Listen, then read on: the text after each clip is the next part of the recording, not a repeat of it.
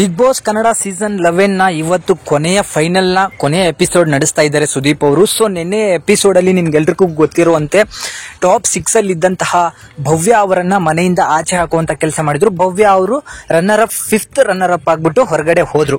So ನಿನ್ನೆ episode ಅನ್ನ ಸಿಕ್ಕಾಪಟ್ಟೆ ಮನೋರಂಜನೆಯಾಗಿ ನಡೆಸಿಕೊಟ್ಟಂತ ಸುದೀಪ್ ಅವರು ಇವತ್ತು ಮತ್ತೆ ಗ್ರಾಂಡ್ ಆಗಿ ರೆಡಿಯಾಗಿ ಮನೆ ಒಳಗೆ ಬಂದಿದ್ರು. ಸೊ ಇದಾದ ನಂತರ ಭವ್ಯ ಅವರು ಮನೆಯಿಂದ ಆಚೆ ಹೋದ ನಂತರ ಟಾಪ್ 5 ಕಂಟೆಸ್ಟೆಂಟ್ ಉಳ್ಕೊಂಡಿದ್ರು. ಸೊ ಮೊದಲನೇದಾಗಿ ಹನುಮಂತ, ತ್ರಿವಿಕ್ರಮ್, ರಜತ್, ಮೋಕ್ಷಿತಾ ಹಾಗೆ ನಮ್ಮ ಮಂಜಣ್ಣ ಅವರು. ಸೊ ಭವ್ಯ ಅವರು ಹೊರಗಡೆ ಹೋದ ನಂತರ ಯಾರಿನ್ನು ಹೊರಗಡೆ ಹೋಗ್ತಾರೆ ಅಂತ ಹೇಳಿ ಎಲ್ಲರೂ ಕೂಡ ಕೇಳ್ತಾ ಇದ್ರಿ. ಸೊ ಅದಕ್ಕೆ ಈಗ ಒಂದು ಉತ್ತರ ಸಿಕ್ಕಿದೆ. 100% ಮಂಜಣ್ಣ ಅವರು ಹೊರಗಡೆ ಹೋಗಿದ್ದಾರೆ. ಸೊ 5ನೇ ಪ್ಲೇಸ್ ಅನ್ನ ತಗೊಂಡಿದ್ದಾರೆ, 4ನೇ ರನ್ನರ್ ಅಪ್ ಆಗಿ ಮನೆಯಿಂದ ಆಚೆ ಹೋಗಿದ್ದಾರೆ. ಸೊ ಮಂಜಣ್ಣ ಅವರು ಹೋದ ನಂತರ ಈಗ ಮೋಕ್ಷಿತಾ ಅವರು ಕೂಡ ಮನೆಯಿಂದ ಆಚೆ ಹೋಗಿದ್ದಾರೆ. ಟಾಪ್ 4 ಕಂಟೆಸ್ಟೆಂಟ್ ಆಗಿದ್ದಂತಹ ಮೋಕ್ಷಿತಾ ಅವರು ಮನೆಯ 3ನೇ ರನ್ನರ್ ಅಪ್ ಆಗಿ ಈಗ ಮನೆಯಿಂದ ಆಚೆ ಹೋಗಿದ್ದಾರೆ. ಸೊ ಈಗ ಟಾಪ್ 3 ಆಗಿ ಉಳ್ಕೊಂಡಿರೋದು 3 ಜನ ಗಂಡು ಮಕ್ಕಳೇ.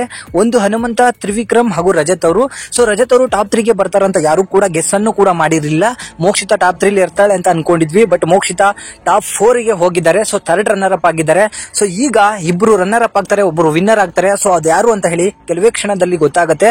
ಸೊ ಮಂಜಣ್ಣ ಮತ್ತೆ ಮೋಕ್ಷಿತಾ ಇಬ್ರು ಕೂಡ 1 by 1 ಹೋಗಿದ್ದು ಸಿಕ್ಕಾಪಟ್ಟೆ ಮನರಂಜನೆವಾಗಿತ್ತು. ಮಂಜಣ್ಣ ಹೋಗಿದ್ದಂತೂ ಎಲ್ರಿಗೂ ಶಾಕ್ ಆಯ್ತು, ಬಟ್ ರಜತ್ ಟಾಪ್ 3 ಗೆ ಬಂದಿರೋದು ಕೂಡ ಅಷ್ಟೇ ಶಾಕ್ ಆಯ್ತು ಎಲ್ರಿಗೂ ಕೂಡ.